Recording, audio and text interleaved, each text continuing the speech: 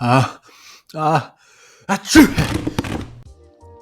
Spring is in the air, and that means for many of us it's the season of pain. Today we'll be turning your seasonal allergies into an ooey gooey sculpture. Once the armature body of our suffering sculpture is properly positioned, we can start building up the canary yellow clay shirt.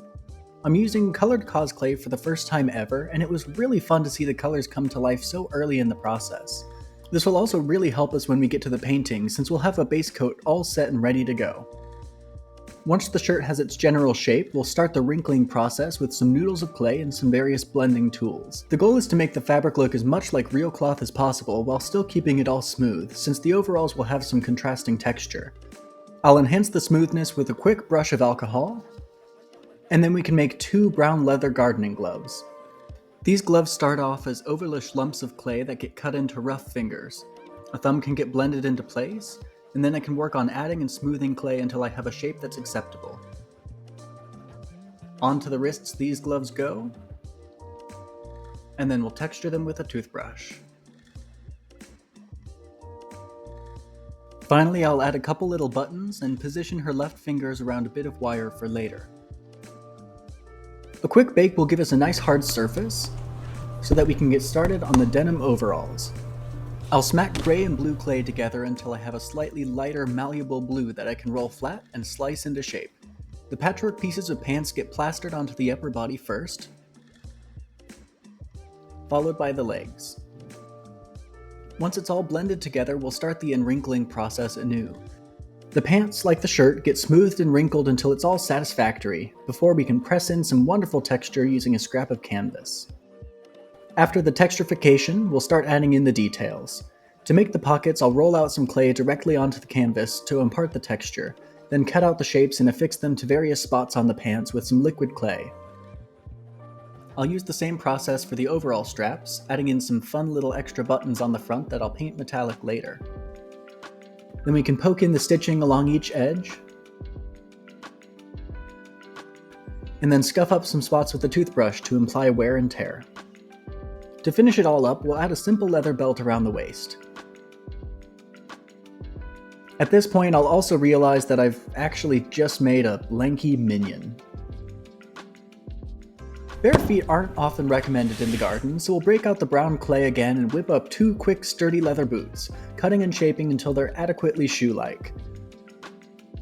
Then we can poke and prod the boot dimples and foot lines before brushing in some texture, and then delicately adding the toe floss to the tops.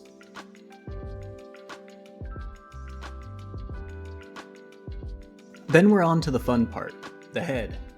I'll squish some pasty clay onto a pre-baked head nugget and then shape it to look sort of like a face before we get started on the exaggerated features. And I mean exaggerated features. We'll start with some oversized, itchy, pre-baked eyeballs straight out of Area 51, and then stick a swollen nose into place. A sculpting tool will help open up the mouth into a pre-sneeze yell, and then we can stick on some ears.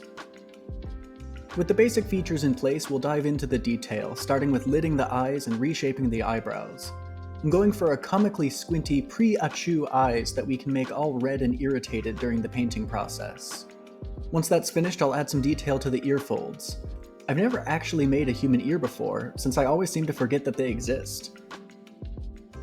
For a little fun detail, I'll add 2 small earrings into the lobes. Her nose gets nosified, making the nostrils big enough to house the absurd buckets of mucus that herald the arrival of pollen. Then we can add the last little bits of detail to her mouth, using colored clay to make the red parts red, pop in a tongue, and then add some teeth. I'll reshape the lips and re-angle the jaw, and then we'll give the head a bake and get it onto the body. I blended in the neck as best as I could before giving up and adding a little scarf to ward off the spring chill, and also to cover up the unsightly neck to shirt transition, which was entirely due to poor planning. The final touch for this part of the project will be adding the hair. We'll coat the bald dome in liquid clay, then squish on a big sheet of brown clay. A few hundred tapered noodles will get smushed onto this platform, building up the hair layer by layer. This way of creating hair was very much a trust the process type of sculpting, but in the end it turned out kind of okay. Using a ball stylus, I'll carve out some of the bigger texture, and then I'll feather this out using my well-loved toothbrush. Finally, I'll squish a blurry green mystery object into place to set the shape before we toss our sculpture in the oven. And now it's booger time. It's also time travel time, back to when our sculpture was headless. We'll take this lump of foil and clay and ook and blook it with a ball stylus until it looks like thick, drippy snot.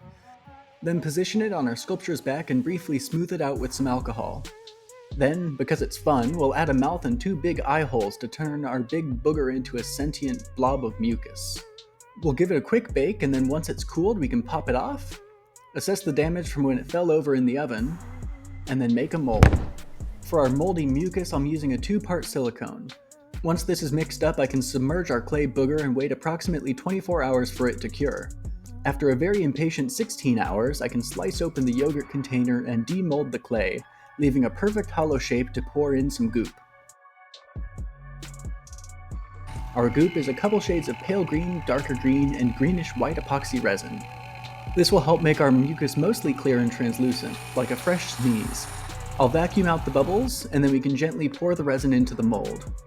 After another 24 hours, we can pop out the resin and admire our monster.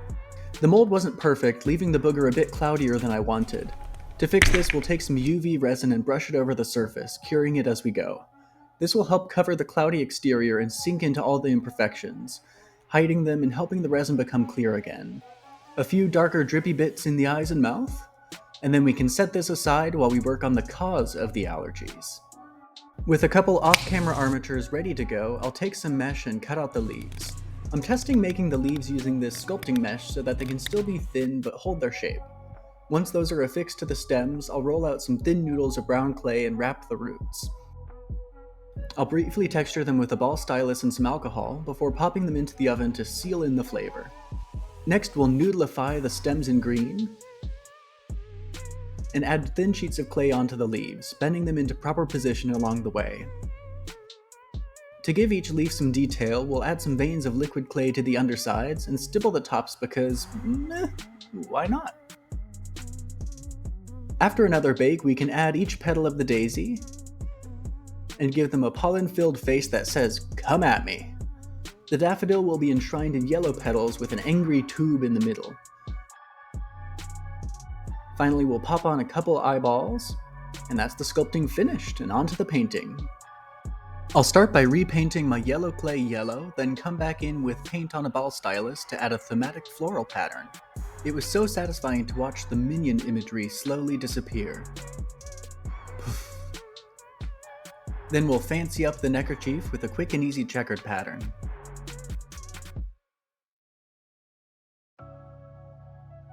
Moving on, we'll make the blue jeans even bluer with a deep blue coat, which covers all of those weird discolored stains that I got on the clay.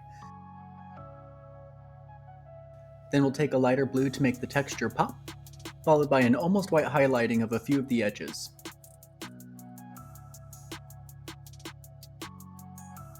After that's finished, we'll paint the belt, shoes,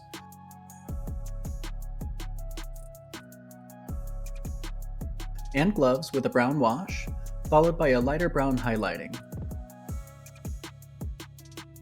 Then we'll make the buttons and buckles shine golden. This is all a bit too clean and crisp for a gardener though, so we'll use some Dust Effects paint to dirty up the shoes, pants, and gloves. I've never used this before, so I went overboard and used way too much, but oh well, it turned out kind of okay. It's pretty thick, but what's done is done. I'll splatter a little bit of heavier mud just to enhance the garden appeal. Then I can take a trowel that I made off camera and add it to her left fist. And then for her right hand, I'll take a tiny square of tissue and crumple it up to catch the incoming sneeze. Her hair is a little flat, so I'll liven it up with a dark brown wash, followed by a lighter highlighting. Then I'll move on to her face, giving her skin a pale flesh wash. Her eyes are making my skin crawl, so I painted them a nice brilliant green that will almost immediately ruin with a fun red wash. This is a seasonal allergy sculpture after all, so her eyes must be adequately itchy.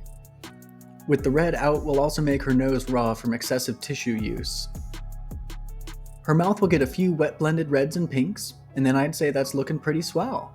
But not quite the allergic reaction that I was hoping for. So we'll reverse sneeze some boogers into her sniffer that drip down in the worst of ways. I'm sorry.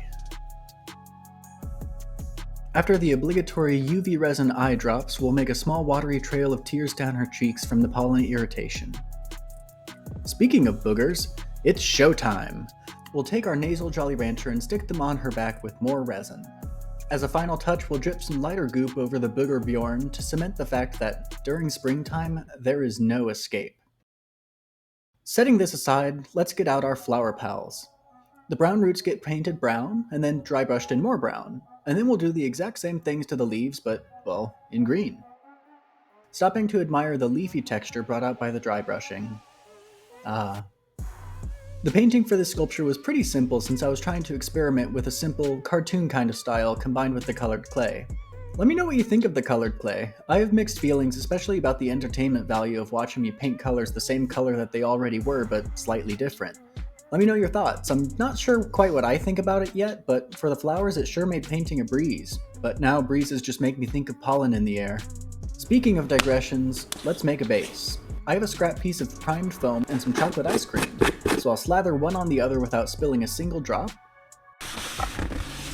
before I break out the fun and messy static grass applicator. I love this thing, but I absolutely hate finding little blades of fake grass everywhere in my apartment for the next month. But boy oh boy does that look like a beautiful yard. To make this lawn more interesting, I'll sprinkle in some fallen leaves, a few clumps of flowers, and then some crumpled up boogified tissues get scattered here and there. Then we can press our unfortunate soul into place, and then we're on to the...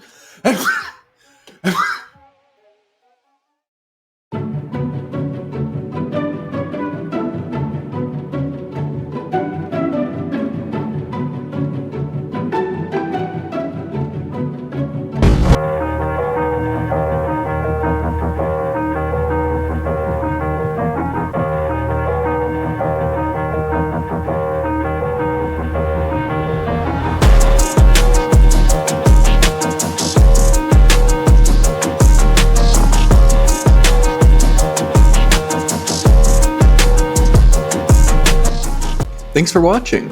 This wasn't my best sculpture, but it was a silly idea and definitely a blast to make. If you liked the video, maybe sneeze that subscribe button and let me know in the comments what awful part of the human experience I should make in the future. Until next time.